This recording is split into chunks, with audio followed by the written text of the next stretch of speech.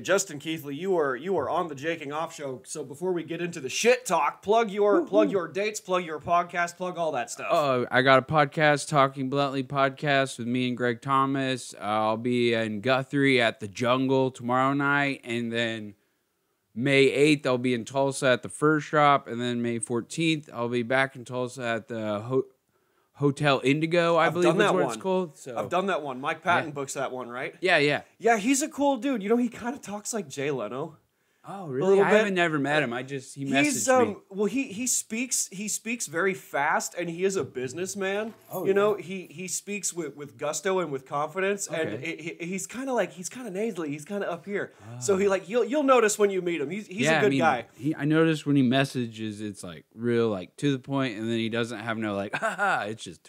Yeah, he doesn't fuck around. It's all business. But he was a really nice dude. I made the mistake of thinking I had a show May 15th, but that's just some date that stuck in my head because my wife has been telling me to remember that's your daughter's first communion. So you have there's going to be a misa that day. You have to don't do it. So I was telling him, I got a show May 15th. Oh, damn. I guess I can stay over the night in Tulsa. And then I was like, wait, never mind. That's May 8th. So that's just stoner. I got a poop brain. You're doing stand up and you have a kid that does, obviously it's all about the kid, right? I have 2 kids. Two kids? Oh, man. So how old? My daughter is 8. My son turned 6 in April. So there are my mentors, the people that have taught me have grown children, but they're higher tier, you know. So a lot of the time, comedians will go on the road and they don't get to see their kids a lot, you know. So have you? I homeschooled this whole year, so I got a whole year with them. That, you know, I figure that'll make up for when they're a little older and I'm actually on the road or whatever, you know. Have you ever said no to a gig because you're like, oh, my daughter's got a thing or whatever, because that's more important? Yeah. If there's a misa, you know, mass for the Catholic Church, my wife is from Mexico, so she's trying to show them a little bit of Catholicism because what I grew up in, I was like, we're not going to the church I went to. They're not going to be fundamentalist Baptist where everybody outside of this room's going to hell, because that's what they teach you as a kid. You're like, what the fuck's going on? That's a lot. My mother's she's a recovering Catholic. She was brought up Catholic, so and she was like a hippie, you know, in that era, so she got away from it. Yeah. And she tried it with me for a second, but they tried to get the left-handedness out of me, and my mom's like, no. Oh, see, my son's left-handed, so I hope they try to do that, because don't. Yeah. If he's left-handed and he's just slightly good at pitching a baseball, he can make millions of dollars. Because left-handed pitchers are a big deal. So it's I'm going to give him a baseball and just be like, you're part Mexican. I know you can do this. Oh, heave it. Because the doctor said he's going to be 6'2". 6'2"? When I took him for his 6-year checkup, I was like, what the fuck? There's nobody in my family 6'2". My dad's maybe 1 inch taller than me.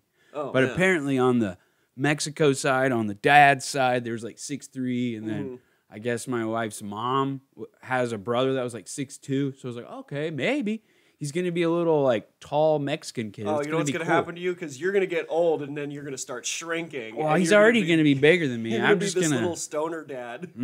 But I'm gonna be the one that if he's not looking, I'll just put a chokehold on him and put him to sleep and be like, I can always do that to you, son. So when I first heard your comedy, or when I first met you, I noticed your accent, and I'm like, this guy's not from here. No, I was born here. I just tried That's such a shocker to me. I just tried to burn that out of me. I didn't want to be like, hey, y'all, what's going on, man? I mean, I know that could be a character, but and I've also probably listened to so many podcasts and just heard other people talk where I'm like, I don't have to keep that, you know? Yeah. Well, most of the big ones are based in Los Angeles. In the whole podcasting community, there's New Yorkers and stuff like that, and they bring their flavor and all that shit. And my redneck comes out when I talk to my extended family members.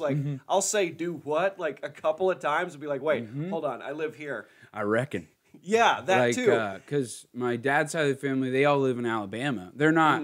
I think my dad's side of the family is originally from Springfield, Missouri. And they moved to Lawton, the whole family, whenever he was young. Then they lived in the city. But my grandparents, his parents, traveled in an RV most of my childhood. So when I would see them, we would have to go to Alabama to see the rest of the family.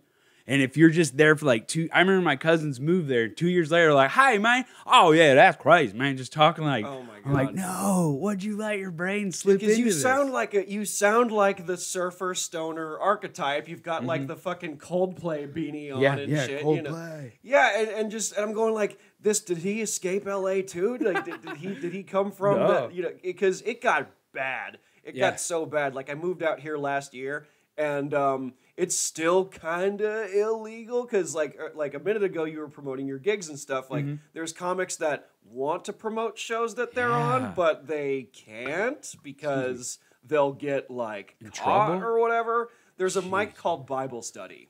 Well, isn't I think it was Luis Gomez was talking about in New York. He was doing shows that they couldn't really promote, but they were doing shows or whatever. And you're like, oh, okay. So there's mics that are under a different name. There's a mic called Bible Study. And so they can...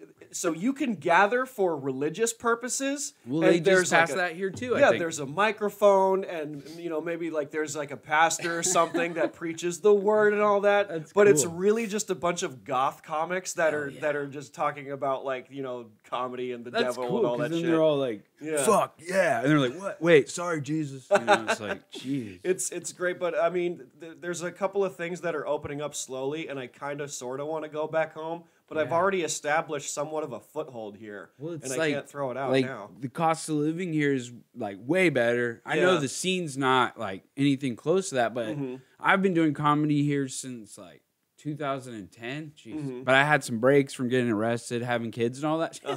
So, but it's gotten way better. It used to just be Looney Bin and JJ's and sometimes at the Speakeasy. Now there's 2 comedy clubs at least. And I mean, before pandemic hit, we could go every night, but Saturday, I think. So it was like, and there's a mic in Shawnee that I've heard about. Oh, okay. The guy Andrew Pratt does, but I work Saturday nights and I can't go. And plus, it's all the way out in Shawnee. See, for me, Saturdays, like, unless I have a show booked, like a real show, I usually try to just make that like family time, or we're watching UFC for our podcast. That's about it. Like, because we talk a lot of MMA and weed and just regular. Like one episode, we got way into that Matt Getz guy, the guy that got busted for the, I guess, banging 17-year-olds. Pretty gross. Like, we like went in too hard on that. And I was like, oh man, but it's talking bluntly, you know, you're high.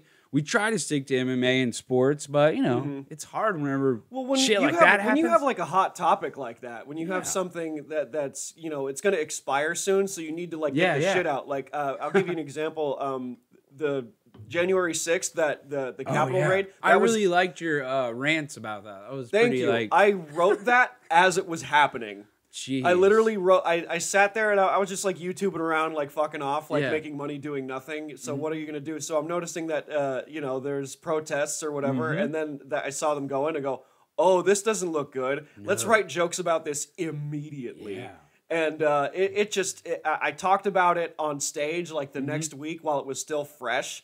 Jeez. And it was just like, okay, because I know like OKC's kind of like a purple town, sort of, and I don't do politics per se, but that was just such a big thing where it's like, I needed to get that off my chest. Only thing I did was use Snapchat because I have like Abraham Lincoln picture and Benjamin Franklin, and I just did like, what the you call this freedom in some weird voice with that face, because it was like I don't want to try to talk about it because I mean I want to, but it just gets you so like upset, and then it ruins my it's upsetting. vibe. And people try to escape, you know, like people just want to hear jokes and they want to move on with their lives. Like one that hit really hard was like, oh, Trump was also banned from his unlimited pasta pass at Olive Garden. And I was like, that hit. And now it's like, wow, I'm never going to be able to tell that one again because it's old news. It doesn't matter anymore. That was the deal with comedy for 4 years. It was like, dude, another guy trying to do Trump. Oh, great. Because some people are like good at that impression. If you can do it and you're funny, okay. Yeah. But if you're just doing that because you're not funny, but you can do a good impression, you're like, dude, at least make a good joke. I opened for Jimmy Dore at Flappers in Burbank a while ago, and he's like a left-leaning like political comic, and that's most of his material, and it's in LA, and you'd think like, oh, this guy's going to kill. Yeah. He didn't because it's so just far that way. Well, it's just been that way, you know, during those 4 years. It was like everybody wants to have their take on Trump, and it's like, okay, we've heard this one already. Yeah. And now it's like, come on, let's move on. And now they're not making fun of Joe Biden. I'm like, hey, that's not fair. Yeah. You know? See, that's my thing. Like I didn't vote for Trump and I didn't vote for Biden. I just don't. I mean, I didn't vote. I mailed in my ballot or whatever, but I left it blank because I didn't want Sleepy Joe and I didn't want fucking Trump. I wanted Bernie to get in there just so he'd be like, because they could still make fun of Bernie because he's like the old Jewish guy, so we can, you know, they're old and chief. You know, we could still do the old stuff. And the thing is, like, my mother didn't vote for like 40 something years or whatever because of that reason. Same as my dad, but he voted this last time because he just didn't like Trump. Yeah, I wanted to, because my mom would vote and she would not vote and yet she would still complain and I'd go okay, let's go register and let's go do it. So she voted for the first time in like 40 something years in 2016, and then she was like, this is why I didn't do this for so long. Yeah. Because she was a young woman. It was like Nixon and McGovern or whatever. Okay. Yeah. And when Nixon got in, she was like, oh, it's all fucked. It's all fucked. And like, fuck, she's right, you know? I mean, what was it? I think it's Bill Hicks's old bit about the puppets. Like, who do you like? I like this one. Well, they're controlled by the same person. Yeah. Yeah. And he's a big influence. He's a big influence on me, like not necessarily comedically, but like intelligence and like philosophy and stuff. You know? Yeah. Because sometimes I think it was the one where he like cusses out the lady. Is like, it looks like somebody recorded it on a home video camera, but he had some points in it where he's just talking about like everything that's not supposed to be funny. I mean, it was just more like it felt like what's that guy's name? The dude that Johnny Depp played in fucking Las Vegas, where he's like, "Oh, this is Bat Country." Hunter S. Thompson. Yeah, he had like it had that kind of feel, but he was on stage and he wasn't as fucked up, obviously. But it's just, I don't know. I like that guy. And I think it's funny that they say Alex Jones is him still alive. Right, yeah. He's gotten some shit right. And, like, people have been calling him a nut. And he's kind of been, like, he's been. I mean. He has some parts where he gets it right. And you're like, fuck. But then some of the, like, the gay frog stuff. There's some ridiculous stuff. I mean, a broken clock can work twice or be right twice, you know. So, I mean, he's just hitting the nail on the head. And speaking of shit. Oh, okay. Yeah, this is what it's supposed to be around. Yeah, this is where we're at. Yeah, 10 minutes of politics and stuff. Whoa, I thought we were going to talk about IBS. Pooping and politics is almost the same thing. They're both covered in shit. Yeah, you're right. So we have a similar problem. And you haven't, because I remember at Bricktown one time, it took you a while to talk about IBS on stage as like a joke. So what broke you out of that shell? I think... Because it is a disgusting thing, you know? I think it was like, having kids like kind of takes all of your embarrassment away from you because you can't really be embarrassed anymore. And then just like it all started with the IBS, like IBS and guys, IB shit. It all started with that because that started working. And I think before that I had the bit about knowing a guy with good shit or whatever, like just fecal transplant worked every now and then, you know. So I was just like, okay, let's keep working it. And then I just like, fuck it, might as well. Did you try that, the fecal transplant? Yeah. That's the joke. I asked my doctor, and he was like, maybe if you were a baby, like if a baby's born with IBS, which seems shitty, like right away, that's terrible. They're so tiny and young, I guess they can use the new, what is it, biobacteria? I don't know what the microgut biome, I think it is. Yeah.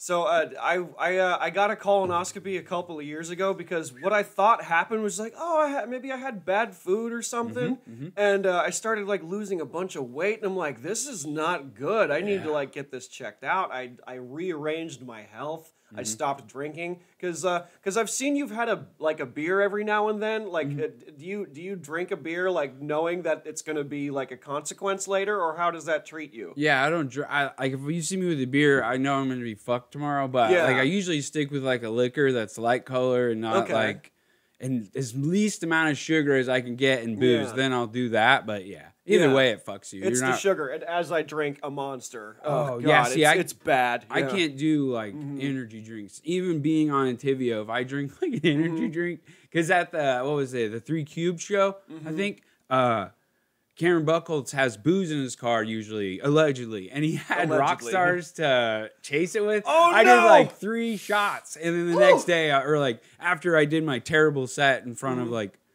I don't know how many people, there were like 8. And I was just like, I had to go to the restroom like immediately. I was like, whoo, hello, Rockstar. Did you ever drink Four Locos back in the day? Was that around these parts? Four Loko? Oh yeah, I remember that. I only drank it once because it messed me up, and it tasted bad. It was just like, what is this shit? Essentially what that is. Because he was chasing liquor with Rockstar. You said, that's a terrible combination for everything. Yeah, and it was that weird corn whiskey. Shout out to Cameron Buckholz and his weird corn whiskey that he always brings. Corn whiskey. Like it's corn, it's based. Yeah, it's like a corn based instead of like wheat or something. That's interesting. It's like I'd have to remember I can't remember what the brand is, but he always has it, and it works for me because local. Maybe it is. I don't know. I always do that. Whiskey. Like, there's only one place where I get free drinks, and that's JJ's when I host on Thursday nights, guys, at JJ's Alley. But because I get like 3 drinks for hosting, but at other places I'll usually bring my own mixed drink from my house, or I'll buy a little bottle of liquor and drink it when I get there. Cause I can't afford to buy booze at some places and try to perform. Like if you're hosting or you're on at Bricktown, they at least give you a couple drinks. Cause I don't like to drink to get drunk. I just like to take the edge off a little bit, so maybe my stomach's not as like. Because for some reason, right after I drink, I feel okay. It's the next day we were like, oh no, why did I do that? Have you tried intermittent fasting at all? I do that every day. You do that every day? Yeah, I don't eat until like 3 or 4 o'clock in the afternoon. I just had eggs like about 20 minutes before you got here, and that's probably all I'm going to have, and probably until the end of my shift tonight. I'll like snack on something. Like whenever I wasn't on medicine, I literally like starved myself. Like I would eat like something, because I was pouring concrete, so I'm having to get up at like 2 in the morning, drive all these guys to a work site, and then we're like they're all eating fucking like crazy hot dogs with jalapenos all over it at like 3 o'clock in the morning. I'm just sitting up there like, oh my God, I'm getting sick thinking about it. Just like, fuck. And I wouldn't eat. And they'd be like, why don't you eat? And I'm like, because I don't want to shit in that all the time. They're like the worst porta potties, you know? It's like, oh, good God. I've been scared I've been afraid. I mean, pre-pandemic, I was kind of scared to go out and go to places where there isn't a bathroom nearby. Oh, yeah. Because, I mean, when this problem...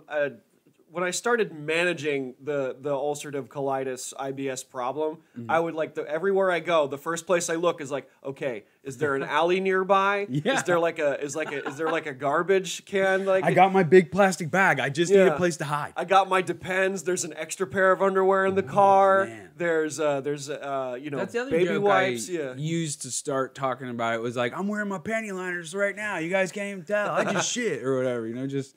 Stupid, but I have bought a pack of those for road trips. They're just way too expensive, and you're like, and if you don't use it, you're just like, you're literally wearing a diaper all day, and you're like, do I save this? Or what? I don't want to put this back on tomorrow and be like, okay, I forgot I sharded in that or whatever. That's just like, I just shit my pants. That's usually what happened. I would be like, well. I don't really have much of an ass, but if I did wear a diaper, like you'd be able to tell I was wearing a diaper. That's the thing. There's a little extra like cushion there. Just like, oh, look at the badonk on this dude. I'm like, no, that's a diaper, bro. There's no way I could wear one after the pandemic and being on Entivio. I gained I weigh 182. I think that's what your weight thing showed me.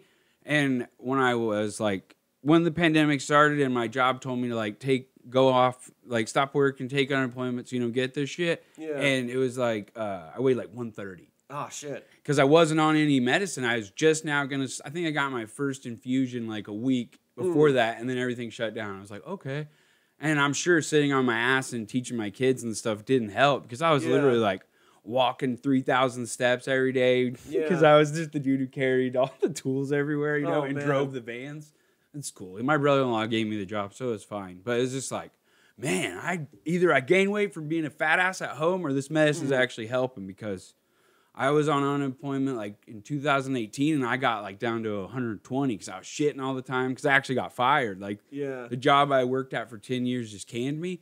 And it was because of... because you kept leaving and yeah, it was because of IBS, because I would always be... I was a forklift driver, and they needed shit done, and then if my stomach hit, I would have to go to the bathroom, and I don't think they believed that I really had it, or I don't know. But they fired me after 10 years, and that unemployment was fuck, I was just shitting all the time. I couldn't control it. But Entyvio seems to at least be keeping me from being at that 15 a time day threshold. Because once you get to that, you start losing weight like bad.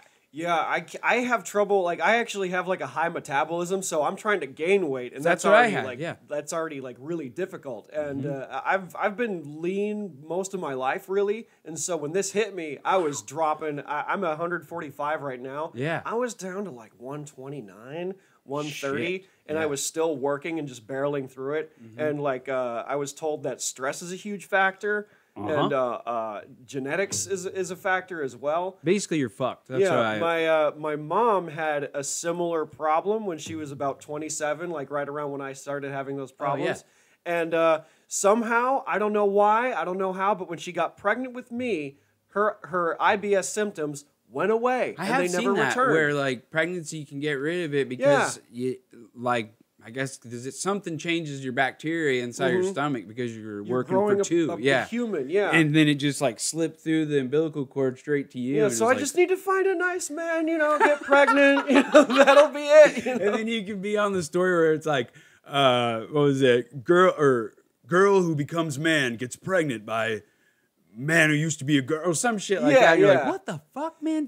I don't even know how it happened. And she also told me like when I was 2, I had symptoms. Like I actually had these symptoms when I was a baby. I remember like having issues with my stomach when I was like 8, 9, working up where I would have blood on my stool. My mom always said it was like a goiter or some shit. Like it's just your hemorrhoids acting up. Because I got hemorrhoids at a young age from track and then just shitting all the time. So I'm pretty sure I had it, but it would go away and come back. It goes away, it comes back. Well, that's what called being in remission is, right? Like it goes away. Like sometimes on a good day, it looks like shredded lamb that would go on like a gyro. But if I have mac and cheese for dinner, it looks like a zombie headshot. Yep. Like if I eat certain stuff, like if it's like fast food or something, and go like, okay, I have to like. Even on Entyvio, I have issues like that where it's like, well, you ate like if you eat something like Long John Silver, something that's super greasy, I'm fucked. It was like, okay, let's cancel all of my plans for the next 3 days. And now that I'm working in a kitchen now. And so, I mean, I'm changing gloves every 5 seconds anyway because of like cross-contamination. I'm like dealing with vegetables and stuff. And I'm literally like, I'm washing my hands even more so because I have to make so many trips. And sometimes, I don't know, like, because I go as often as I do, but if I'm not thinking about it and I'm thinking about work, I don't go as much, so I think half the battle is mental. Well, that sometimes. And like being busy, because I know whenever I would be working, it'd be like we'd have to drive to Lawton because we had to do like these inside pours at the Goodyear plant, and I remember when I'm in that, I was fine, but as soon as I started making trips out of there to like carry shit, and I wasn't actually like pulling concrete and sweating and working, then my stomach's like, dude, you haven't shit in like 2 hours. Do you remember that? And you're like, oh, fuck. Oh, and I thought about it. Yeah. It just, as soon as it steps into your head, you're like, oh, okay. Maybe that's why I got like kind of a flare up over the last 3 days because I was thinking about talking about shitting. And then my stomach's like, hey, did you forget? Do you know, this probably happens to you too. Like I would, like on a good day, I would sometimes I would not shit for like 8 hours, and it'd be like, and I would think like, oh, I'm getting better. Whoa! And then I would, and this would be like on the way back home from like my cousin's house or somewhere else, and I'm in the car and I'm parking like right there. And then my asshole's like, the toilet is near. And I go like, oh, it knows. It knows. Your asshole knows. It goes on a timer. Yeah, it knows that a toilet's near. And then I went from being fine for like most of the day to going, oh shit, we have to go now. Oh man. And holding it is possible, but that causes so much pain. You know, and that's one of the things. Like I've had people like, "Oh man, it keeps you skinny." Like I had dumb comics like that would say like, "Oh man, I wish I had that so I could stay skinny and shit." And I'm like, dude, have you ever had diarrhea where your shit cramps are just like right there, and you're like, "Oh man, I'm gonna shit my pants." And I'm like, "Yeah." I'm like, think about that all day, every day. Or like knives are going through you, you know. Because I know what you're saying right there with the getting home. I remember whenever my kids are like little, my daughter could walk, and my son was still in his like carrying case. I made a bit about it. It's not carrying good. Case. You know, it was little. It was whenever it was the car seat that you carry. Oh yeah, I know what you mean. Yeah. So I would be like running in and taking him out. I'm like, and I'm like farting as I'm moving around. And I get in the bathroom. I'm like, oh, and I like leave him in the car. So like, fuck it, I'm not even gonna get you out. You can wait 30 minutes there. You've been there already. Sometimes I'm at a point where I can trust a fart like 35% of the time. Yeah, I have that joke too. Where I'm like, fuck all you can trust your farts. There's like the feeling of like, oh, I gotta go, and then you make it, and you're just like, oh, it's just air. I could have just trusted it, but it's there's not too many always... times I did trust it, and I like ruin my pants right before I'm leaving for work. Like I'd be like, oh man, it's just oh, that's not just a fart. All right, that's great. It slips out, man. That's what's funny about my daughter. She like was constipated. Like I'm worried that she might like have it because she's got like more. Well, there's a chance they could get it. Yeah. So, but my wife has this herbal tea that'll kind of help you duke, and she eats cheese too much or whatever. So she drank that, and then she was like, yeah, I mean, at first it was hard, but then it just slid right out. And we were just like cracking up in the car, like, what? And she's like, it slid right out. So now she knows to like use that term for like anything. It's just like, oh, that's great. Nice. Like, what was that? It slid right out, man. I want to tell you some embarrassing places where I have shat. Oh, okay. It's a stereotype that shitting in the street, like amongst the homeless population, is very common. The whole world is your litter box, basically. Yeah. Now I've gone behind like I've opened the car door and the passenger door, and that was my little porta potty, and I could only see in front of me where I would pull over to the side of the road and shit in public. And one time coming home from work, this was back home, and I was parking, but there was a street light, right? So like there's all this light on me. Even though it's late at night, I'm like, I can be seen. Yeah, like the shadow of your dude coming out. You're like, oh no, I can see it too much. I can be seen. Or it's like I've gone behind a dumpster, and there was like a homeless guy's belongings. The homeless guy wasn't there, but there was like sweatshirts and stuff, and I'm like, I am shitting like at a guy's like squatting. Yeah, this is place. where he lives, dude. You it's so fucking embarrassing. Came back, he's like, who shit in my living room? What the fuck? Man. You're the phantom shitter because someone's like driving by and they seen you under the light and they're like, there's some guy shitting in the street. Yeah, I have been so tactful at like a ninja. Like I have not been caught. I have not been spotted yet. And I would just think like I'm hot shit. Like, dude, I'm getting pretty good at this shitting in public thing. Man, I'm like a phantom. That's like what was it? I think it was junior high. There was somebody that was shitting in the urinals. Oh, like just dropping these giant ones in there. So there was like a shit bandit in my junior high. It's like I'm thinking like you were sneaking in there like, oh man, I gotta go. Fuck the toilet. I'm using it right wish here. It was a turd, man. I would shit in garages. I would shit in parking lots, dude. Like I've had a friend cover me as like a trusted friend would cover me and make sure. He would just like watch and I would do there. And sometimes like I would return to the scene of the crime to see if it's still there.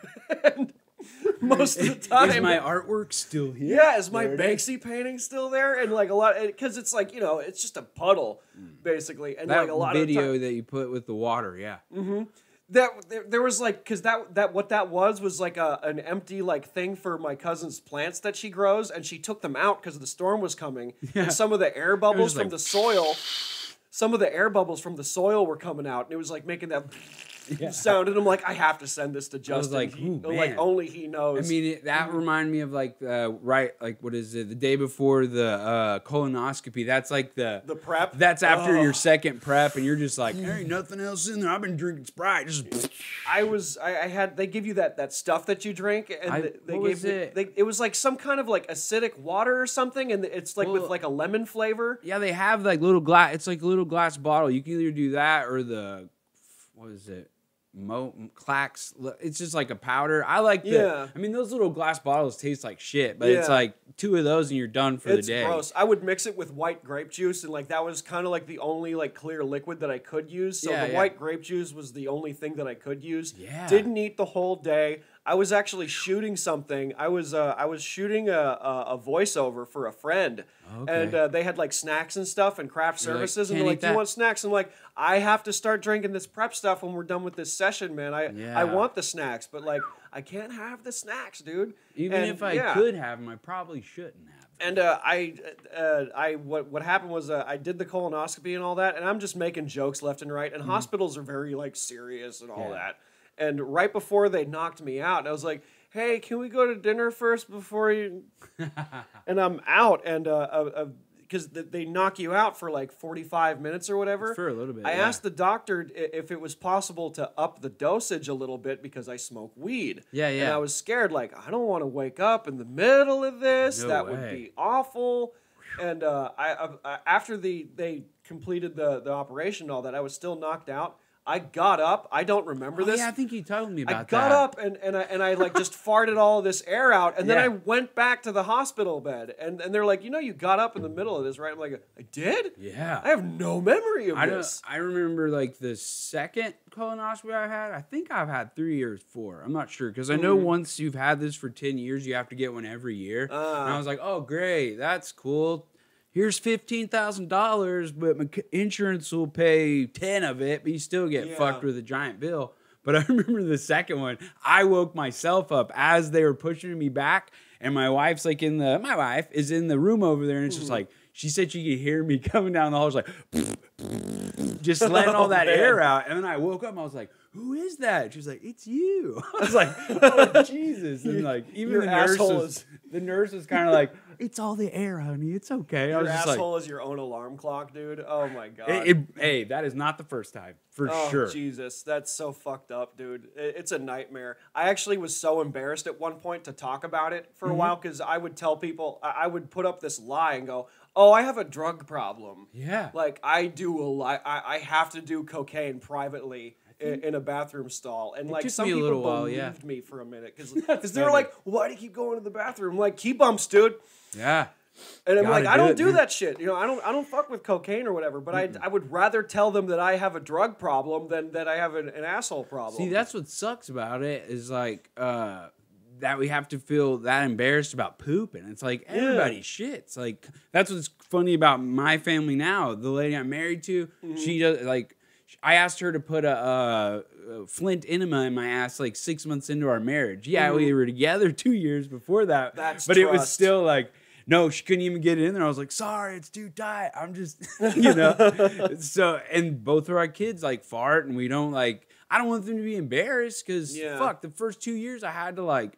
People would try to make fun of me about it. I'm like, dude, you think I picked this shit? Like, you think I want to shit all the time? Like, I just want to be regular. So, maybe be a little nicer about it. So. Right. I want to do a photo shoot one day where, where there's those dumpsters that say like no dumping or whatever. I just want to take a fucking squat like right there. Even if it's not real shit, just put like a giant fake shit there and you're just sitting by like, ooh. Oh no. What have I done? Or you could do the one where someone's pulling down your pants like the dog. Oh, yeah, the sunscreen thing, yeah. The little shit's coming out and the dog's like, oh. That's a move. That's a move. Has this issue like affected your libido at all? Because this has totally affected like my dating life. Because if I ever get like busy with a chick or whatever, I would be afraid to like, okay, what if you're getting it on? It's a good time, but you gotta stop like halfway through there. I'm like you're married and stuff that. So does that if you have a flare up, is it like, oh, not tonight, babe, or something? Oh, I mean, I've definitely had to turn it down because of that. I do remember when I was like, because when I got diagnosed, it was 2012. Like, I got sick, kind of like you were saying, where you're like, man, because I thought it was because I ate. The Taco Bueno fucking enchilada dinner. Like, I ate that the night before. The same. And I was like, eating. I thought I overate because it lasted for like a week. And then I go to the doctor and they're like, oh, is this? Get a colonoscopy. After the colonoscopy, I was worse than I was before it because I guess the flare-up got worse once they told me what it was. So I get down to like 100 pounds and like you could feel my lady's like, I can feel your bones. I don't like I would be trying to like, we would do it. There's no cushioning. There's nothing there. I would just be like bones. And she said it was like, I didn't like you that skinny. I was like, well, shit, you think I wanted to be like that? Yeah. But it definitely, I would have to be like, I can't. I don't want to end up shitting while I'm like trying to get there. And then you're like lose focus of holding your ass and then I don't want to make those kind of porns, man. That's this Entyvio thing, that's the medicine that you're on. You got like prescribed to that stuff or obviously that's not over the counter. No, it was my because my Dr. Rizvi, shout out Dr. Rizvi, he won't watch this, but whatever. He put me on Humira first like, see, I like him because the first doctor I had, I saw him once, right? He did the colonoscopy, and after that, it was his PA. I never saw that doctor again. They tried to put me on Azicol. That shit, my insurance wouldn't cover it. $800 for 60 pills. Oh, and I was like, okay, well, I'm going to go broke trying to stay on this. Yeah. And I remember eating those, and I would shit the whole pill out. It wouldn't even digest. Oh, no. It was like, didn't work. So then I stopped going to that doctor, started seeing Dr. Rizvi, and he put me on Humira first, which kind of worked for a while, but then I lost my job and I had no insurance, so I wasn't going to be able to keep doing Humira. So I just tried to do it diet-wise, and then got to like 120 pounds and had to go back and see him, like, hey, what can we try? And he was like... So you were slowly gaining the weight back as you were taking this medication? Oh, on Humira, I probably got back to 150. Okay. But I think just the last 3 years... Yeah, because 2018 is when I lost my job the first time. That's when I started, like, losing weight again and not being able to, like, I can't really do shit. Because every time I think of something, I got to poop. Because stress is, like, I think my main trigger. Yeah. Because some foods might do it, but, man, I can't stop from stressing sometimes. That's why I smoke so much weed. I'm like, I love spicy food, too, but, like, I can't. I used to put sriracha on my eggs all the time because I just fucking love sriracha. Now, I can't even remember the last time I fucking had sriracha. With Entivio, I have got to put a little spice on it. Like, I can enjoy the hot sauce that we make at home now a little bit better, but if I do too much of it, I'm still like, oh, man, what did I do? Great. But Entivio seems to be working better than Humira because that shit was, excuse me, like every... How much do you do that? I think it was every twice a month or once a month or whatever, and you have to stab yourself with the pen in your belly. I got like scars all over my stomach from it, and it's like, this one is just an IV. They just put the IV there, you sit there till it's out, and then you go. It's infusion therapy. So it's not it's infusion therapy. Okay. Which there'll be people in there on their chemo while I'm getting like I think the reason why he wanted to try it is because he thought I had Crohn's also because... They're closely related, too. Yeah, well, he found, like, I don't remember what he said. Like, there's, like, this, next to your colon, it was, like, going into the other, like, my small intestine. So he thought maybe I had Crohn's. I didn't have that, I guess. But he wanted to try this because it works for both. Okay. And I was like, okay. And it focuses more on your stomach. Like, Humira just wiped my immune system out. So I would be getting cold. Like, I have kids. Every time they'd sneeze on me, I'd have a fucking cold for 3 weeks. And then what does that do? Causes a flare-up because you have to take medicine. Yeah. Ugh. So it was just like, I just stopped taking it. Like, fuck this. I'll just try to manage with... I mean, I was eating right and I felt better. I was like, I was cut like a little... I could have been like a Bieber model because I was shitting all the time and I had like, and I was pulling concrete. So I was like, oh, just quit comedy. Like, be a French model. I got too many scars though. I got a scar from getting cut in the stomach and then on the Humira. So I was like, fuck it. Well, at least they're not stretch marks. I mean, that's true. But stretch marks are cool, man. I gained weight, so now I have them on my legs and so I'm like, check me out. These are my, what is it? They're not stretch marks. They're battle scars. No, there's the meme where it's like, I'm a tiger. These are my stripes. I was like, I mean, anybody who gets upset with their lady for having stretch marks after kids, you're a dick. Like, that's gonna happen anyway. I mean, we have the easy job. You just put it in and don't pull out. Yeah. And then you don't have to do nothing else. If I look at what I'm doing, I'm just going to fucking come too quick. I have to, not think about that. I got to look up like, please, don't let me shit my pants. I got to think about something else and, like, keep it together, man. He's like, you're puckering your asshole like, no, not now. Ah. Oh, man. I know one time I had to, like, pull out mid having a good time whenever I first got diagnosed. And I was just like, I'm sorry.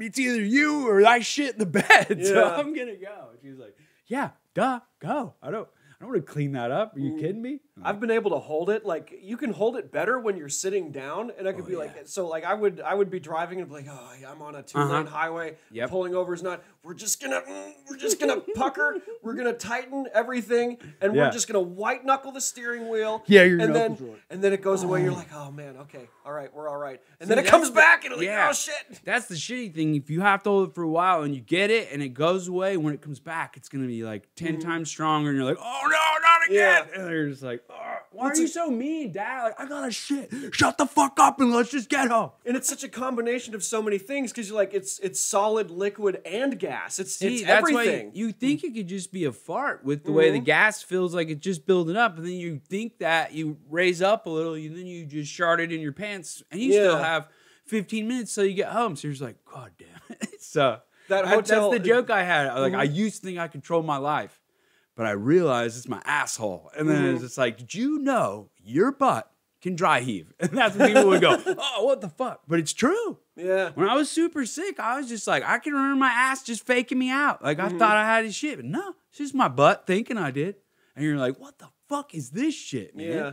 Sometimes I would I would go and it would just there would be so much pressure, but so little would come out, and I'd go, oh, I have to, and now I'm thinking like, do I really want to flush? Like, and now I'm thinking like environmentally, like I'm using so much water for such a tiny amount. Oh, and if you got it in Cali, that means they have the drought going. Man, I'm supposed to conserve water. I'm gonna wait. Yeah, no, I would try to conserve everything. Like I turn off a light switch every time I leave the house. But and it all was that. the old saying like, if it's number one, like if it's brown, flush it down. If it's yellow, let it mellow. So I mean, sometimes you would shit yellow, and you'd be like, I'll just leave it. Yeah, because it would be like the bile. That was the weird thing. The bile. Well, also the smell too. It was like rancid. I remember one time this girl that was like comic. I don't know if she even does comedy anymore, but this is when I first started doing jokes about that. And I'm like outside smoking weed with her, and she's like, "Man, I bet your farts are terrible. I bet your wife is like, what the fuck?" And I'm like, "Yeah." They were when I was really sick. Now I'm like, I don't really let them loose if I can, just because I'm like, oh man, you never know if something's gonna come back to haunt you. But the kids will rip it, and I'm like, damn, dude, what the hell? Oh, dude, my cousin, like my friends of mine, they would fart, and I go, I hate you. I wish I could just rip it and just let it go. And did you ever wake up in the middle of the night having to go? Because that's my problem. Well, no, that's what, like, when I got down to the 100 pounds, it was because, like, I would shit all day, or I wouldn't shit in the daytime. But when I get home, I have to get up every hour because I'd be sleeping, and then I'd be like, oh, what the fuck? I didn't want to shit in my bed, so I would get up, and then I would sometimes I'd fall asleep on the toilet, because you're just sitting there like, okay, is this going to even be a real poop, or is this just my stomach tricking me? Because it used to, like, I remember before I got diagnosed, like, for real, I would be eating at work, and right after I ate, like, as soon as I eat, I'd be like, oh, shit. And I'd have to go sit in the bathroom for, like, the rest of my lunch, and then I'd have to go shit again and again, and they're like, you can't work here anymore, or whatever. Yeah, but it doesn't go out all in one go. No. It, like, comes out in pieces. That's the worst part is, like, can I just...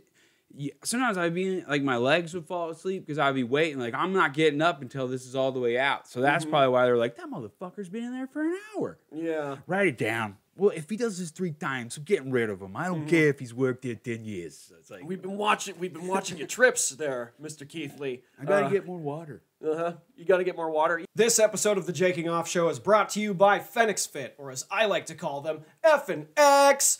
Woo! You see, the X makes it look a whole lot cooler.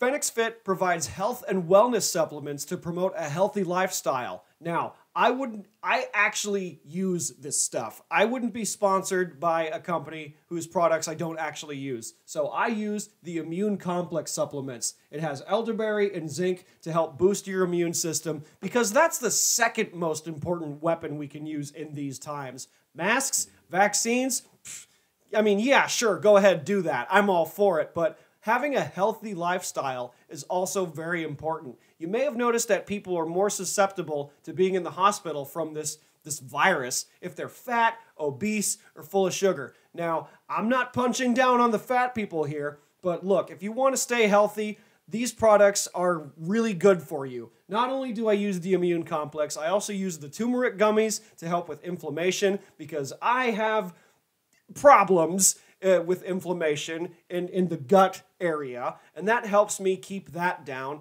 I also use their Super Greens product. It's got wheat, barley, alfalfa grass, all types of good grass, the good grass, to help keep everything in check. And if you don't get enough vegetables in your diet, or you can't handle the fiber like me, you get the Super Greens, right? I have the strawberry dragon fruit. That's really good stuff. Then they've got other stuff. They've got chocolate and vanilla, peanut butter, unicorn flavor. I don't know what that is, but they have it. And it's really good stuff. It helps promote a healthy lifestyle. And if you use the promo code JAKEOFF in the description below, you'll get 15% off of any order. And make sure you use that promo code, because that'll help out the podcast, and it'll help you guys out too. Make sure to click the link below, use promo code JAKEOFF, and tell them that the Jaking Off Show sent you. I always wonder, like, man, I'm drinking so much water. What the fuck?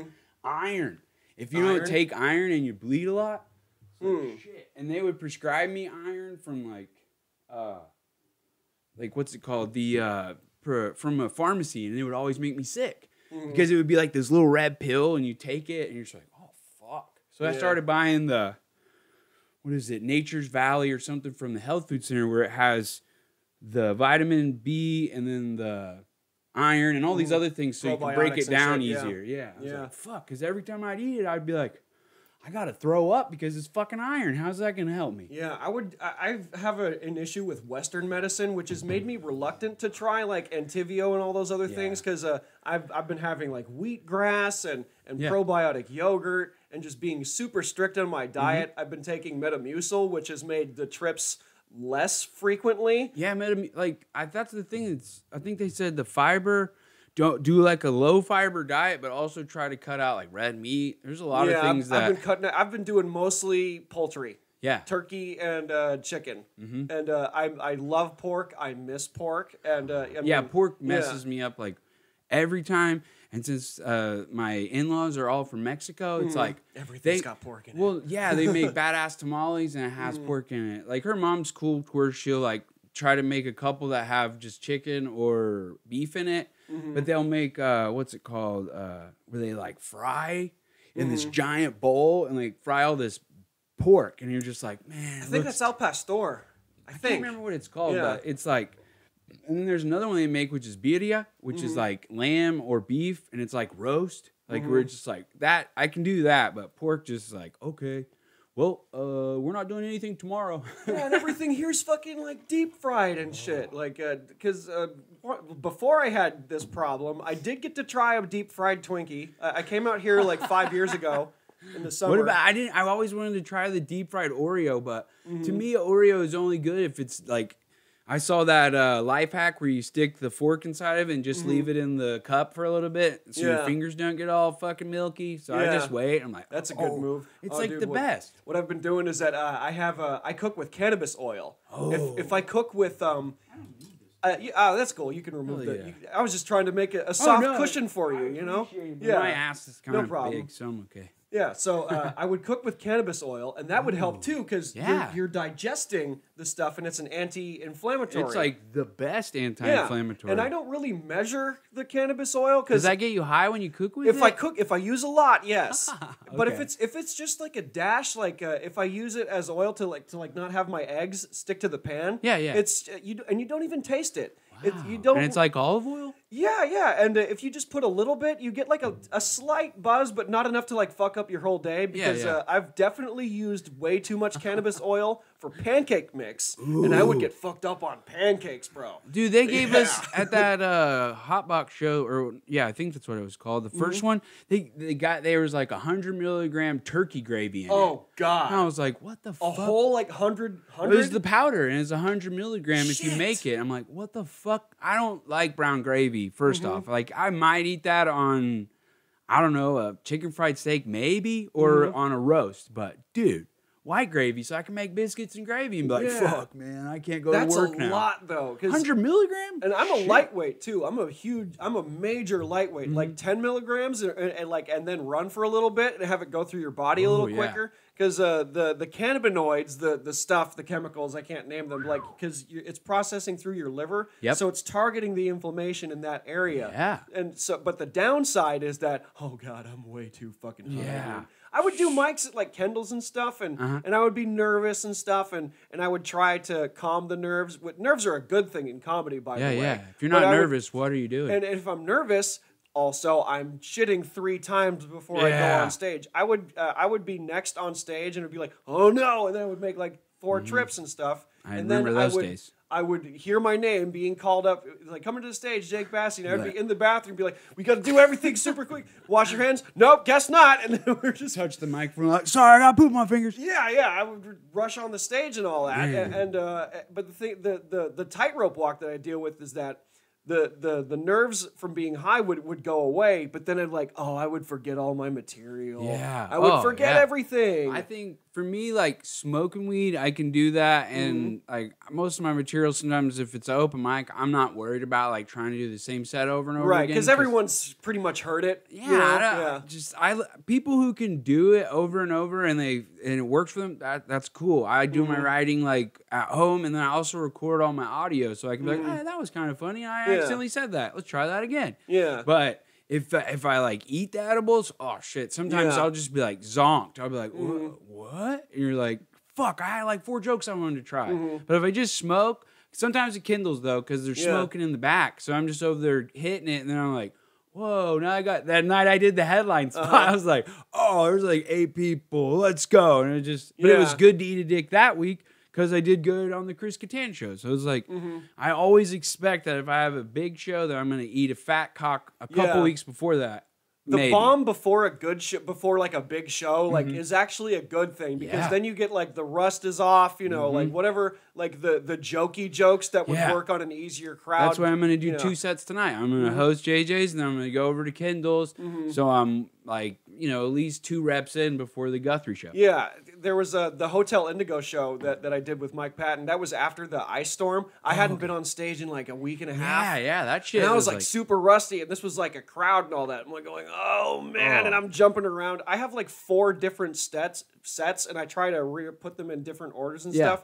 But I was just fucking scramble brained that night. That's how I felt June whenever I hosted Looney Bin. Like right after they kind of relaxed and like let people open back up. It was like half the room was there, and it was just like clean the mic every time on Wednesday for the open mic. But I just remember the headliner was one of those guys that I guess like isn't nice. Because like you have to say I was trying to get his name right, the announcements right, switch the mic for him so nobody, and he'd be like, all right, give it up for fuck that guy, right? Nah, fuck him. And he was just like, okay, is that because I fucked up his name? And then he's just like, no man, that's just my thing. I was like, well, that's just your thing? It's your thing to be an asshole to the guy who has to do the hardest job, because I'm the one that pumps the crowd up for your ass to tell meme jokes, and he was a trumper. So it's kind of like, oh, great. Well, you're responsible for setting the tone of the room. You're the first guy up. You're kind of like the guinea pig. Every time I host, and it's at Looney Bin or whatever, the features are always like, man, I'm glad you got to do that shit. After he goes up, and we're both watching the headline, he's like, man, I'm glad it's you that has to start it. That crowd was funky or whatever. And you're like, yeah, thanks, man. That was great.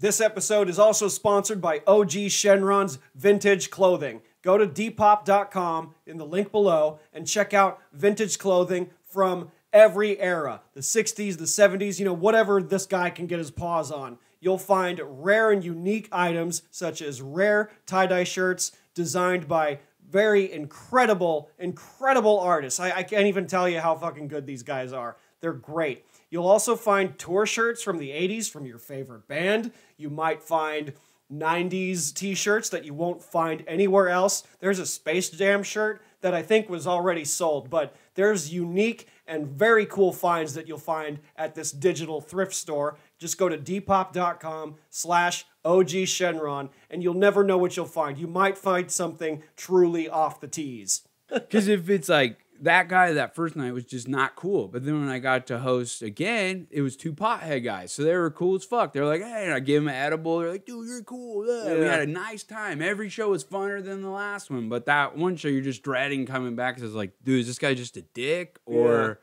but he's an old school headliner who's been doing the same bit for probably 10 years. For 10 years. Or he'll change it with new memes or whatever that he wants to read. And it's like, cool. Because he was telling the joke about the Corona, the beer joke, and then he was telling the other one that I seen in memes. I'm like, dude, what the fuck, man? Yeah, I've definitely caught myself, and I mean, God, is it joke stealing? Like it's a meme, and then you try to word it differently. But like I've myself, and I've seen other comics do it. I'm like, that's definitely a meme on the internet. Yeah, and maybe it's because it's not. Sometimes for me, I don't always trust my material, so sometimes like there'd be something that I would sponge brain by like accident or whatever, and it would happen sometimes, and I'd kick myself for it, and someone would say, "Oh, great set." I'm like, no.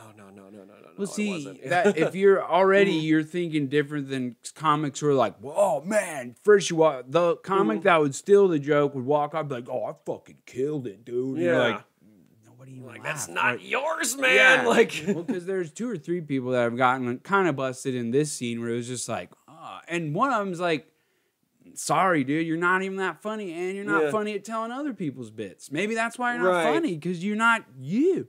See, I'm glad I never got, like, I guess I kind of sound like a character, but that's how I really am, is the guy on stage is me off stage. I mean, maybe a little less stone sounding, but still. I'm not like, hi, a character, because if you get stuck like that, because Michael Mann, good friend of mine, he has, what is it? I think it's multiple sclerosis, I think, MS. MS, yeah. He has one of those where he's like real skinny and frail, and he started doing this character that's like, hey guys, and he tells his jokes, but he fucking hates it. He's like, man, I try to do not the character, and a club that booked him was like, dude, we booked you for that, not some, what is this shit? And it's like, the fuck? I don't want to be stuck in like, why aren't you doing the high dad shit all the time? It's like, well, I've been doing comedy 15 years. Hopefully I've changed. Yeah. Don't you want to get better? Yeah, you want to change flavors a little bit. Yeah, and 15 switch it years up. in, my kids are going to be older. So I'm going to be able to be like, it's fucking asshole or whatever, you know? It's still going to be, I like telling jokes about what really happened to me. Not make, I mean, well, it's original that way too, You can like change it, make it more far-fetched, but I'm not like, I don't want to just tell something that's not even true, because then it's hard to like sell that over and over again. Yeah. Oh man, I would do my jokes about how I don't really have a relationship with my father, and I take liberties with the accuracy, like for the sake of humor. Yeah. And my mom would see I would post the recordings on my Patreon, and my mom would see them, and she goes like, you know, it really hurts my feelings when you talk about that. And I'm like, oh mom, these people don't know me, you know, they don't know the truth. Thing is, she knows the truth. Yeah. And sometimes I've joked about the truth, and you know, she doesn't like it, but it's like it gets a laugh, and like she goes like, I never put you on a leash, and I'm like, no, but it's funny, like, oh man. She's like, I never did that, and I'm like, of course you didn't, but that's the joke. Like, one of the jokes was like, oh, she sages the house to get rid of the negative energy, so that's why he left, ha ha ha. And he goes like, well, that's not true, because he never lived with us anyway. I'm like, don't make it worse, Mom. Like, it's like, hey, this is how I'm coping with it, Mom. Why are you making it worse? It's a coping mechanism, and I let that darkness kind of out, so I can express that, and it's kind of like my therapy. I talk about doing drugs, and I talked about like doing like drinking and cocaine, and eventually you'll start cracking jokes about shit in your pants and stuff once you're more comfortable with IBS or whatever. It took a while, and I love those jokes. They're great jokes, but what turns me away from doing it is that one example is, okay, so there's someone in front of me eating nachos. I don't really want to do those jokes while someone's eating like the greasiest food that would probably give them diarrhea. It's hard to do it at a place where they're eating food. You're like, I stray away from that stuff, but like if it's a bar show, I will go the distance for at a bar show. If it's Kindles and they're eating popcorn, okay, I can talk about pooping. I can fuck with that. It's just I have like, I'm so scared because like Bricktown is the other club, you know, and I've been reluctant to really let loose, because my rants that I put on YouTube, that's a character where I'm just like this crazy person, and I want to transfer that energy to the stage, but sometimes I'm scared to do it because you know, I'm afraid of a negative reaction or no reaction at all, and like the IBS bit, which is like I think 2 minutes. On the rant, and it's all there, but I hesitate to do it sometimes. I think you just gotta say fuck it and try it, just and then do it, if you know, because you're never gonna know until you try it. First off, like that's the only problem with like having something in your head. Like, man, I mean, not that I would be like, if you had some racist bit where you're gonna go hard R a bunch, I might be like, hey, I know you think that's funny, but that might not work. But if it's something about you that really happened, and you can make. If it makes you laugh, that's usually my number one rule for like, I'm going to try this. If I start laughing about something that I was like stoned and wrote it down, I'm like, I'm going to try this. And if it sucks, I'll try it one more time. If it sucks again, I'm like, you know what? 2 out of 3, you lose. One time I followed you at Bricktown and you were doing your IBS bit. I was thinking of doing like my bit that like, cause like not that those jokes are like close together, but because like you were doing your bit and then I'm like, okay, I guess I'm not going to do it this time because this comic, you in this case, you already talked about it. Yeah. So then it's like, oh, we heard those already. They're different jokes, but it's like the same premise.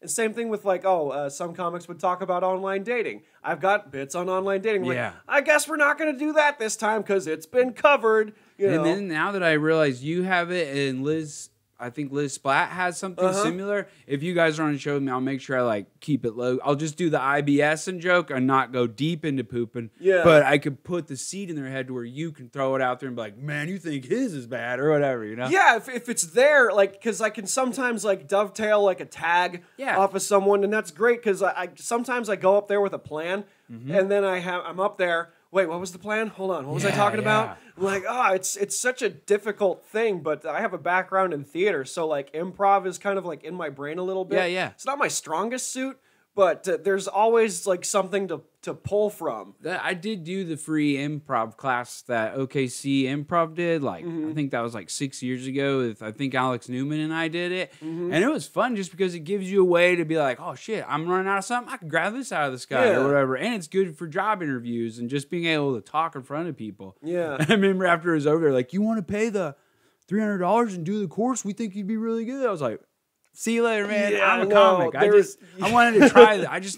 This helps me a little bit, but I don't want to. I like improv. Me, Rainey, and I think it was Alex Newman. We had an improv group for like a little bit. It was called like Tickled Pickle or something stupid. God, it was just us three, and it was like we did 2 different shows where it was like, dude, what the fuck? Why are we even doing this? Like, comedy's hard enough for me. Why am I adding this in? Yeah, you're working with basically nothing or like an audience suggestion. Rainey would be fun, but if Newman wasn't feeling it, he's no help at all. But if he's into it, he could ruin the whole thing because he's drunk or whatever. And you're like, great, man, this is fun.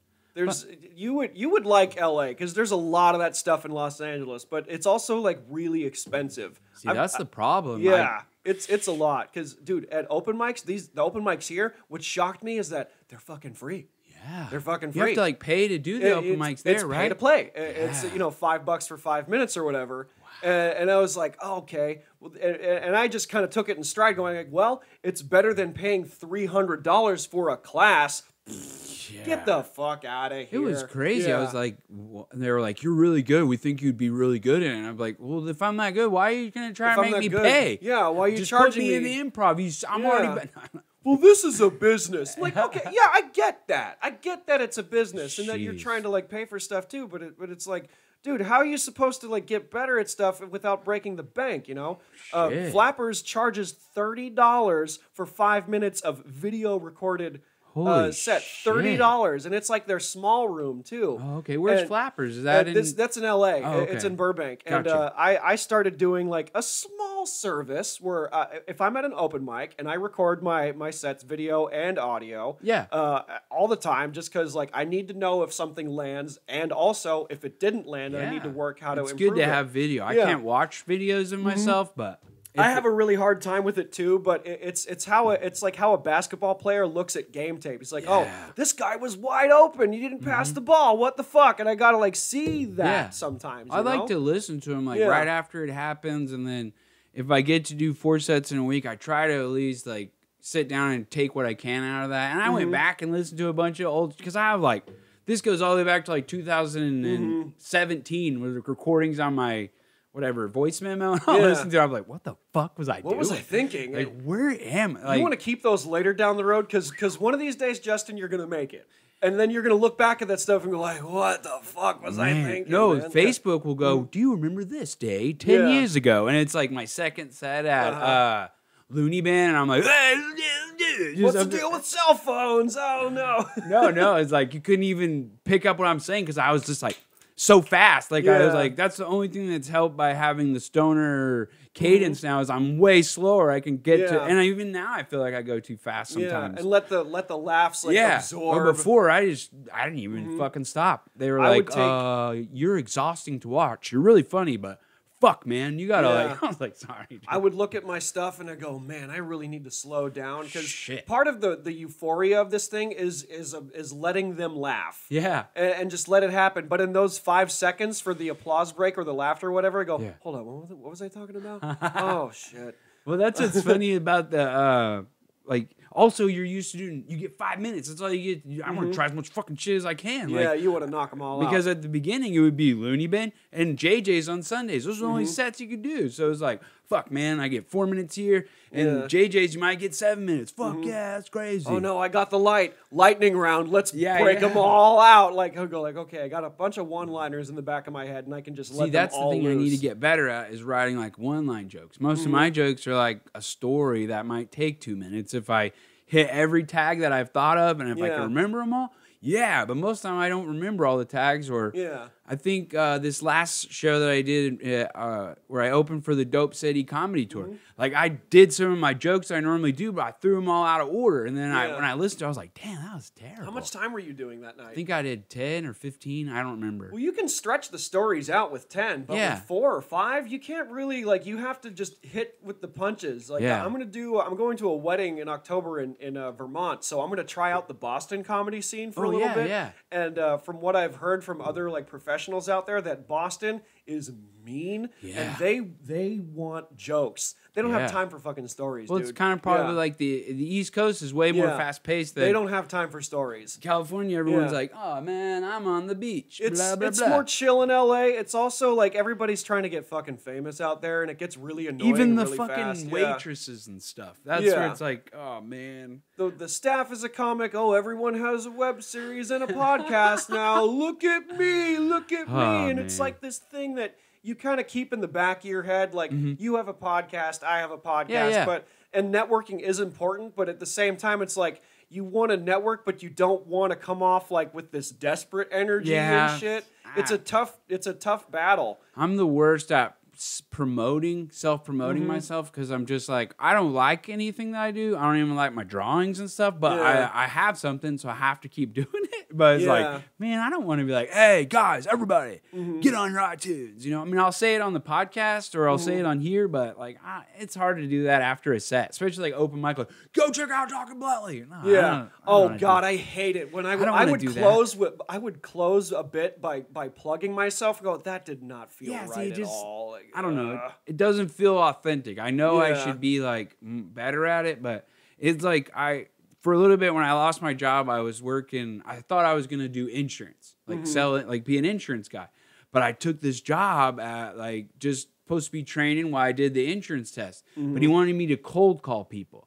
And he showed me videos of he wanted me to be like the Wall Street guys. Yeah. And like he showed me the videos and he was like, come on, man, you're a comic. You should be able to do this. And I was like, dude, I don't. Yeah, but that's a script. Yeah. And that's not you. Yeah. I was like, okay, I could read the script in a British accent and fake it for a couple months, but nah, man, I don't like feeling that fake or leading someone. I'm like, hey, how's it going, man? This is Justin with Farmers Insurance. You know you need blah, blah, blah. Yeah. I was like, he was showing me like videos of these like whatever that guy is, Cobart or something, like the art of the sale or whatever. I was like, dude, I can't do that's this. Like that fake friendly vibe. Like I don't know, you could smell it. Like whenever he's flipping off the phone in Wolf of Wall Street, he's like, like that's what I was like. I can't do it. Yeah, there's one thing that's different about here in LA is that I don't smell the desperate energy so much. Like there's gonna be like egos and shit in stand-up comedy, and like you kind of know who those people are. But in LA, it stinks. It reeks because everybody wants to go to the Comedy Store. And my mentor, who is an actress, comic, like she's famous. Yeah. And it's like, we're friends, but I'm never going to ask her to help me, you know? Like, can you give me, like, can you put me on this? It's not like that. Yeah, because I had to deal with an ego of a comic because I was helping Brandon host Kendall's because he was doing the drunk show. Yeah, yeah. And he needed to stay the whole show to get paid. I'm like, okay, that's fair. Yeah, yeah. You know, stay the whole show, get your check. Tonight, whatever. Yeah, and I'm like, I got you, man. I'll co-host. Yeah. And so people caught wind that I was co-hosting the mic, and I was getting messages from people going like, hey, can you put me on from this slot? And I have parameters like, okay, are you driving from far away? I'll put you on in advance. Cool, that's fair. but there was a guy, I'm not going to name names or whatever, he goes like, oh, can you put me on 8th? And I'm like, well, the list is almost full. I can put you at 14. Yeah. He goes, bro, it's me. And I go, okay, hold on. Someone who's new at it, I don't want to bump anybody. Yeah. Have you ever bumped anyone? Because like some hotshot came through and wants to do like a guest spot or whatever. Has that happened to you? Not like a legit like comic. I don't usually bump people. Now JJ's is different because when I put the list out 1 through 14, everybody fucking starts signing up at number 6. Yeah. So anytime someone shows up late, I'm like, boo, you can go up first or second. And sometimes they want to hit JJ's and then they want to hit Kendall's right away and then they bounce, you know? But I don't want to be that guy, especially to someone that's new in the scene. Be like, hey, you know, this comic who's been doing it for 3 years, who's basically just an open micer, just like you and me. Yeah. Like, you're getting bumped because, you know, there's a hierarchy or a pecking order. I'm like, I don't believe in that shit. I mean, if you message me and you say, hey, can you sign me up? And it's like before the mic starts. Yeah. If you text message me, yes. If you Facebook message me, I don't fucking know. I might not see it because I'm not getting on There's my messenger. There's a lot of messages going on. Like I'll do first come first served if you're coming from somewhere. Like that's fair. But I had to deal with this big ego, and I was like, okay. And now there's like this beef or whatever, and it's stupid. And I'm just, you got to go up. You got to go up like, oh, I'm sorry, Chris Rock. Like, I didn't know you were special. That's why I always forgot. if I know someone's going to go to Kendall's and I'm going to go there after JJ's, obviously I have to stay at JJ's till it's over. And I know someone's leaving. I'm like, hey, can you put me on the list like 5th or 6th when you get there, if you remember? Yeah. But I don't like messaging Brandon because last time I messaged him, he was stoned and forgot. Yeah. And then I went like 18th. So I was like. And then it's on your friend to get there before everybody else. Yeah. Because if they don't, I don't mind. I just ask. Like, can you? If you can, thanks. Because I know Liz and John, they're a power couple, and they oftentimes like go on at the same time. And I know Liz lives in fucking Dallas, and I heard her talk about it once, like, oh, I drove all the way like for 3 hours just to go to this open mic. But like, she didn't message me. But if she did, I'd be like, okay, I'm gonna put you at first because you're coming from far away. If you're from Tulsa or whatever, I've gotten people message me from Tulsa saying, hey, I'm going to be in town for JJ's. Can you put me on the list? I'm like, okay, if I remember. I mean, you messaged me 2 days in advance. And so now I'm like going like, oh, this energy that I tried to escape is still like it's here. See, that's the deal. Like, there's plenty of mics. There's plenty of time. So, see, because I'll like get on Instagram, and I'll see people getting booked and they're getting these shows. And a little part of me is like, damn. Yeah. What the fuck? I'm kind of jealous. Yeah, but I don't let that make me go, hey, fuck you. You shouldn't have this show. No, I'm like, good for them. Yeah. Because A, they're doing more sets than me. And B, I have a family. I have to take a different route. I can't take the, fuck my family. I'm just going to do this route because I don't want to. I'm going to. Yeah. And I think what helped me the most is when I got to talk to Diaz. Joey Diaz came to town. And they had me get weed for him, and he's like, nah, cocksucker, I got my own. And I was he's like, okay. Covered. Yeah, he was like hitting his vape, and I was like, cool, I'll keep this weed. But he talked to me a bunch, and he was like, yeah, if you can't find your way in the local club, you make your own fucking way. If you have a family, you take a different road. You don't have to do the road that a single dude who can fuck off and go to every mic does. He's like, just keep doing sets your way on your road. And, I mean, shit, he was like, what he said, he's like, I was in jail for 10 years and I got out and I went through the coke, all this shit, and I'm 50, whatever, and I'm killing it. And it's like, everybody has their own path. I was like, okay. He got a second chance. And I have friends who are friends with him, and I have spoken to him directly on the internet. I give him $5 a month on his Patreon. Nice. Yeah, and so he does like a Dear Abby kind of thing. Yeah. And I've told him like, what I'm up to, because he inspires me. He's a huge inspiration to me. And I told him, and I guess now the secret's out now, I work at Bricktown Comedy Club now. Oh, yeah. And I got that job,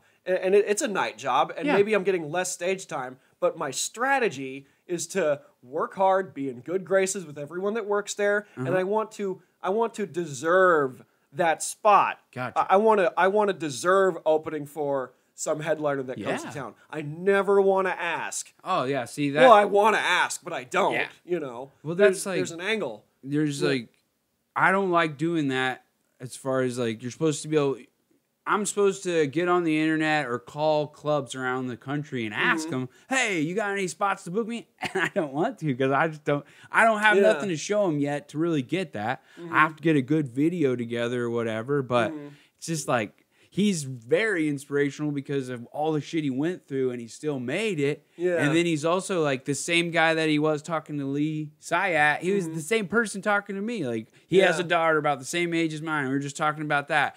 I married a Mexican. He's like, you white boys with your Mexicans or whatever, you know, just like. He was very cool. White girls with dirty feet, you know? Yeah. He's funny. And then, like, I took a picture with him, and every time it pops back up, I can send it to him on when I had a Twitter, and he'd be like, yeah, that's right, cocksucker, or whatever. And you're like, yeah. He actually reads the shit and respond to most people. So it's like... Never forget your roots, Joe Rogan. Yeah. They don't forget who you are, cocksucker. Yeah. But, huge inspiration. He's a great dude. And his comedy's like... That's what the thing about comedy is. You might think someone's not funny, but there might be 30 million people out there that think they are. So it's like music. You can't say like, oh, they're no good. Just because you don't like it doesn't mean it's not good. It's just not your flavor, you know? Because I let my dad listen to him before, and he's like, what the fuck is this? He's like, you know, he doesn't like Dave Chappelle and stuff. It's not because of their color or whatever. It's just not his style. He liked Richard Pryor. He liked Robin Williams. He has his style. It's like he likes the Beatles. I'm okay with the Beatles, but that used to be his favorite band. So you're like, okay. Or he likes, what's it called?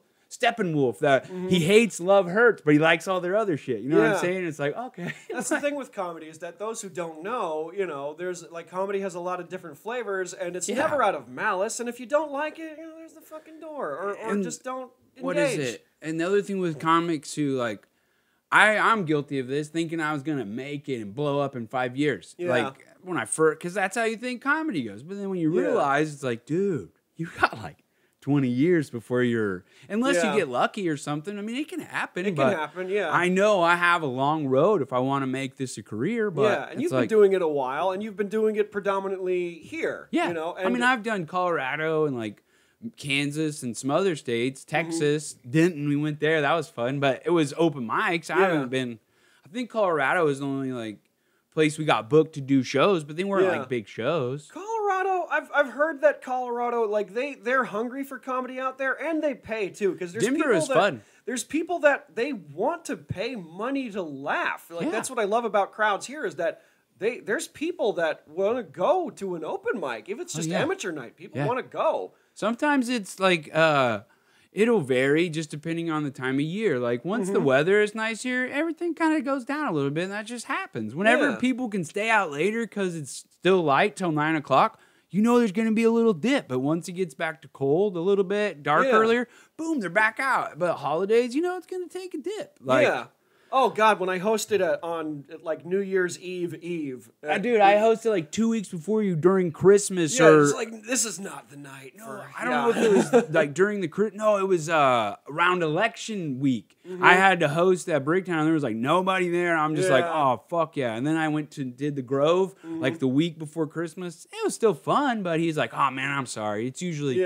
way better than this. It's more lit, but sometimes this is not the night. Like, I slowed down my rants a little bit. I do them every week. I wanted to rant about like the mass shootings. And that's like, because I have heinous things written down. I bet. But like it just didn't read in my heart, you know? Like and I've told a couple of the jokes on stage, and I'm just like, oh, guess we're back to normal again. And it's like, this is dark. I don't want to go there. Jeez, it's like, what was it? 2020, like murders, all kinds of things went down. Yeah, because everybody was fucking at home. Yeah. I hated that they acted like that was like because even Trump's people were using like, look at the crime rate. Why he's the president? It's like, what are you talking about? Everybody's at home. What the fuck? For real. That's not him. Like, he didn't come outside and go, hey, guys, everybody stop killing each other. No, he might have fanned the flames a little bit. So, hey, don't try to tell me that he helped crime whenever there was a pandemic. Like, What's interesting is that, you know, I want to be informed. I do want to be up to date on stuff, but I also want to be sane, because there's going to be topical stuff out there that you're going to want to make fun of and address and possibly open with, you know? Yeah. And then go into your stuff.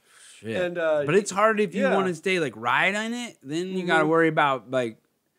I just find it hilarious that people can go like either the QAnon route where like Biden's not really Biden. He's a robot or whatever the fuck it is. And Trump's still running shit. There's just different things that you hear like, fuck, man. That's with every president. Have you noticed? There's always some crazy shit. Doesn't matter who's sitting in that chair. There's going to be some some kooky shit. It's always the same. Like, oh, they're not running it. It's the global elite or whatever. Fucking Alex Jones shit. And you're like, man, like, I can't stay attached to it. I'll watch the local news for the weather, especially this time of year, just so I don't get fucking blown away. So it's like, but then you have to watch the local news try to tell stories where like, guy got murdered, lady got killed, and they'll be like, but somebody found their lost dog. Like that, like they have to put like bipolar. They have to put like one little thing of happiness in there at least twice in between all the death. And you're 500,000 Americans are dead from coronavirus, and here's what's inspiring America right now. It's fucking amazing. You're like, everybody is really into Zoom because so many people are dying. You're like, what the fuck? This little boy made blankets for charity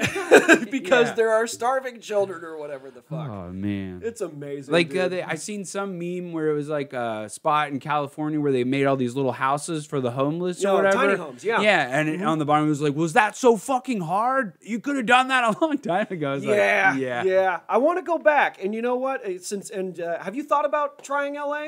Like to live there? Well, you know, not only to live there, but to possibly like do comedy there sometime. I've thought about like going and taking a trip and trying to get on some shows and stuff, but I wouldn't be able to move there until my kids are like old. It's really expensive to live out there. And I mean, I'm from there. I'm born and raised, so I have a little bit of an advantage, but I don't know if I want to go back. You know, I want to visit, but like, the cost of living here is not bad. Like I liked Denver's comedy scene because there was a lot of places to do open mics and stuff, but even Denver costs a lot. You could try to live in like Aurora, but it's going to be expensive. Well, this is what makes this place special. We're everywhere. We can go to Austin, we can go to Dallas. Any fucking direction. Because what ideally the fantasy that's playing in my head is that I want Oklahoma City to like be my hub to like rest my head and then go on the road every now and then. Exactly. That's kind of I want to be good enough to be able to go on the road. I'll cut my teeth here and try to go on shows when I can. But when I'm, actually traveling, why not live here? You just, only shitty thing is that you might have to drive to Dallas to fly out, but then whatever, you know? That's where your reel comes in, is that there's a lot of comics who don't have a reel or like a tight 5 recorded. And some bookers, they want to see what you got. If it's not necessarily headlining, like I needed to get footage. I should have had somebody record my 10 minutes in front of Catan, because then I could have been like, hey, watch this. Because that was a good set. Like, even I had like, whoa, when I got upstairs, like, who did that? Like, the muse took over and was like, check this out. You're boom. And then you can't recreate it again, not necessarily in that same fashion. So it's like, fuck. Wish I would have recorded it. If we're ever on the same bill, like, I got you. I got you. You took pictures of me at Looney Bin. Yeah, Looney Bin. I took pictures, and, you know, not only, it wasn't just out of the kindness of my heart, but I also want to get better at, like, shooting stuff. Oh, yeah. Because now... I want to charge like a very small fee. I want to charge, you know, $5 for 5 minutes for like a recorded set. Yeah. And I can always negotiate, like, if you don't like your set that night, it's completely refundable. It's good. It's like, if you want your set recorded and you pay me, but you eat a plate of dicks and you don't want to keep it, I'm like, okay, here you go, bro. And it's all good and fun, but like, you need footage. It's a way to make, like, help people out, because you don't always have like a way to film a set. And if you do go to a place where they film it, they might try, like, I mean, there's been a couple different people, I'm not going to say names out, like, film it, and then they want like $25 for like a 5-minute set. I'm like, no, that's too much, because it is labor, because it is like editing, but it's really like, it's two things. It's cutting out, you know, because where I make my cut is that the host bringing you up is like, does like an intro or whatever, like, coming to the stage, Justin Keithley. Okay, there's the cut. Come to the stage, you go up, you do your thing, and there's no edits. It's just one clear thing, and then you cut it off. That takes less than 10 minutes. I mean, hopefully you don't have to edit. Yeah, 25 is too much. You know, I was just like, I can't. And like, it would be messaged out like, hey, I'll be there recording sets if anyone needs it. And I'd be like, I guess. And then when I saw the set, like, they send the video, I'm like, man, I don't even want this shit, man. And what I'll do is that'll come with photo stills from the set recorded. And if a bit particularly kills, I'll clip that for you. That takes 10 minutes to put on your social media and stuff like that. Because we need to market ourselves. Like, comedians are entrepreneurs by nature if you want to get better at it. Exactly. And 25, that's too much. Well, that's there's way like, too much. What is it? Schultzy. Andrew Schultz kind of gave a new blueprint on how you can just you can be relevant by constantly putting out new bits that you've done that you like, or if it's old bits and you just want to, I wouldn't mind going through some old bits and burn them if I could get them, like, if I can get them to where they're good, and I'm like, hey, this joke used to be fun, let's try it again, and then record it and throw that on there. I'm like, there we go. It's finally out in the ether. Yeah, I want to do that, and I want to help people, but and I want to help myself too, because like I don't want to have shitty quality, because like I did photos for Roastamania one round, and it was just I was shooting in 4K, and I just wanted to get better at it. Yeah. And Adrian's like, oh, I can't pay you for this. Do you have Cash App? I'm like, no, I have Venmo, and I'm like, no, don't worry about it. Don't worry about it, because you're practicing. I'm practicing this, and it's cool. It's all good. I am a huge fan of the barter system, though. It doesn't always have to be money. It can be. Hey, it can be weed. It could be a spot or whatever. And what I found out is that I'm getting my OMMA thing in the mail soon. Oh yeah. The weed card, and that's why I'm like, oh, I can't get booked for Hotbox. Or 3Cube because I don't have a card. I'm like, okay, because my cousin grows on her own. I could just get weed from my cousin. Allegedly. I don't have to get a medical card. Yeah. But now I'm getting one so I could get booked for those types of shows. Well, that's why, like, I gotta get it. If you have it, and that was the reason why I was on the first Hotbox shows, because I was one of the only comics, one of the 6 that had their medical marijuana card. More people are getting them. I mean, I just got it because I have 3 strikes anyways in this state for pot back when it was rough, So. You think they would erase that? Now that it's different. I don't know. I think they should. Because I know the first time I got busted, like, that's what's funny. I got busted when I was like 17, but I was close enough to 18, and they charged me like as an adult, but I got deferred sentence, so it was supposed to be gone, right? Yeah. Nuh-uh. 11 years later, they're like, hey, this that you got caught again and you did when you were a kid, this is a felony. Yeah. 10 years. You're like, what the fuck? 10 years for weed? There's people that talk about legalizing weed, but there's people in prison for doing the same thing that like gentrified areas and like white people are doing. Like, let's take care of that problem first before. And like, there's people that are doing life in jail for like selling pot. It's like, what the fuck, man? And this isn't a joke. Like, I legit, like, there is a joke about it, but what I'm not joking about is that I did vote against legalizing legal pot in California, because one huge counter argument was that the government has control of it now. Like, okay, leave it up to the states, cool, whatever. But like, if it's going to be federally legal, that sounds great on paper. But my thinking is like, oh, we're going to let them handle it. They could put weird stuff in it because tobacco's federally regulated, and there's like cancer shit and all there. Smoking kills everybody. It doesn't matter. It's smoke in your lungs, but it's like they might put other shit in there that's like shady. Well, I just like, even our state was trying to do some shady shit with the government, but they passed they're trying to make it super expensive to be have your own dispensary and be a grower, and it's like, hey, the medical marijuana like bill that they originally wrote was one of the best ones out of all the states that did it. Why are you even fucking with it? Because as soon as it happened, they're like, oh, we got to change this. No weed can be seen in a glass jar, or all this stupid shit. And I was like, what the fuck, man? In California, they won't let kids. In California, you used to be able to open the jar and sniff the jar. Yeah, they won't do that. They won't let you can't sniff the jar. And like, well, how am I supposed to get like, you're supposed to sell me this? So crazy. Legally, also, it's like, what's gonna make me buy it? Oh, the name is silly. I think they just like, they don't necessarily need to make it like federally, like, oh yeah, just say decriminalize it. You can't go to jail for pot anymore.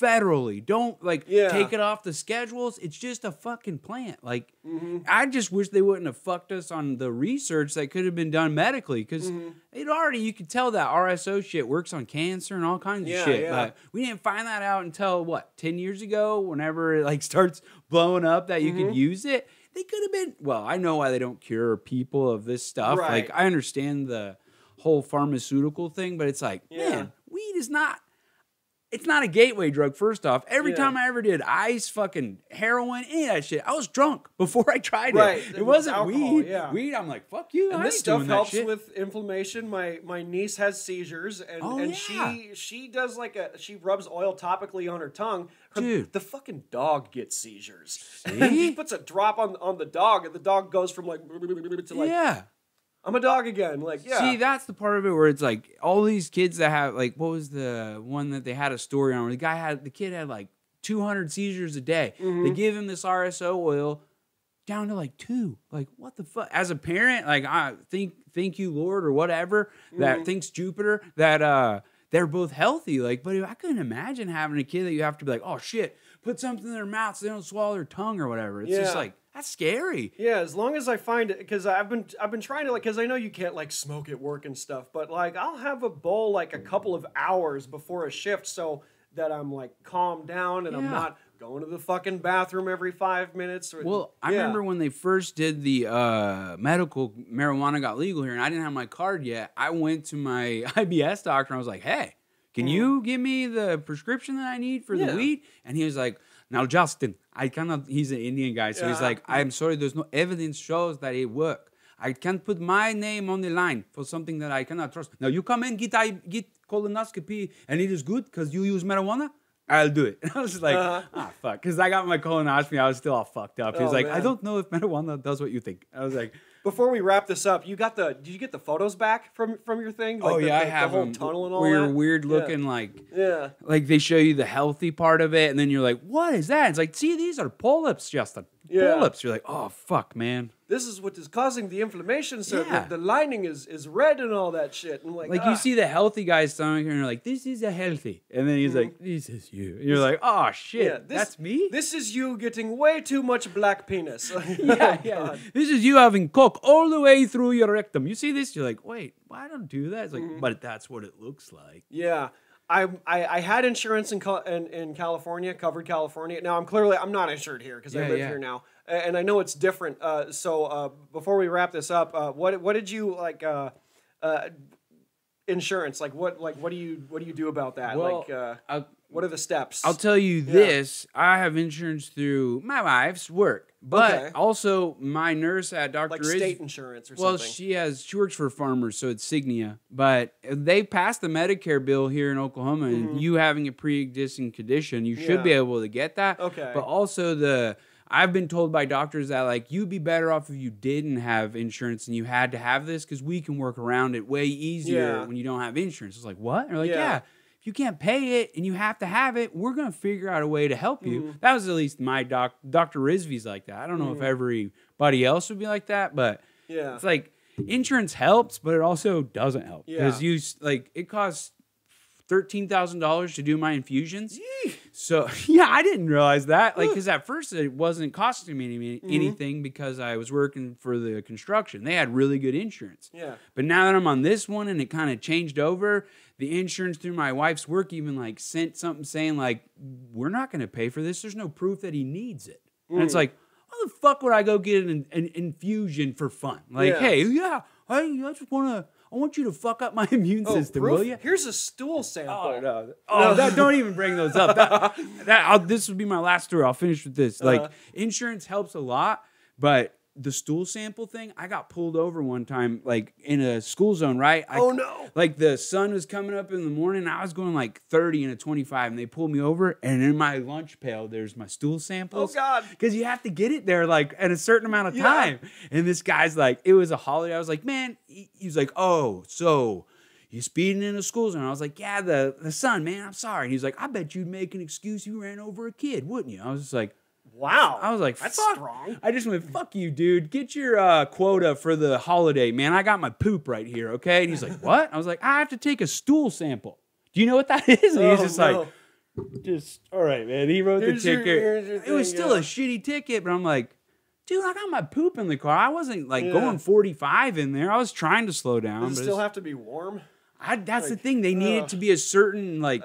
texture or whatever. Just taking your own poop and stuffing it in that little thing is the worst thing in the world because they're like, hey, you're pooping this little, like, you poop in a bedpan. You have to, like, aim and all that. No, they have one that you sit in between your toilet seat. You're just sitting over a bowl and you shit in it and then you have to, I had to do it. The sample was about that much around, and I had to aim right. Luckily, my aim's pretty fucking good. Damn, they did you dirty, man. Yeah, they did me dirty. I just remember going to the hospital to pick up the bag for it. I'm like, I need a stool sample bag, and they're like, oh yeah. They gave me this like weird like toilet bowl, and then like I'm like, do I keep it in that? And they're like, no, it's this, and it's this little thing. I'm like.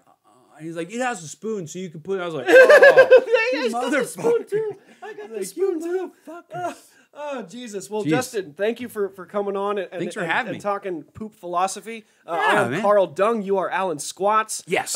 Justin Keithley on the social media and all that stuff. Justin Keithley Comedy on Instagram and Talking Bluntly podcasts on Instagram. All right. You motherfuckers, check this guy out. All right. Yeah. Okay, thanks. Bye, everybody. Bye. Woo!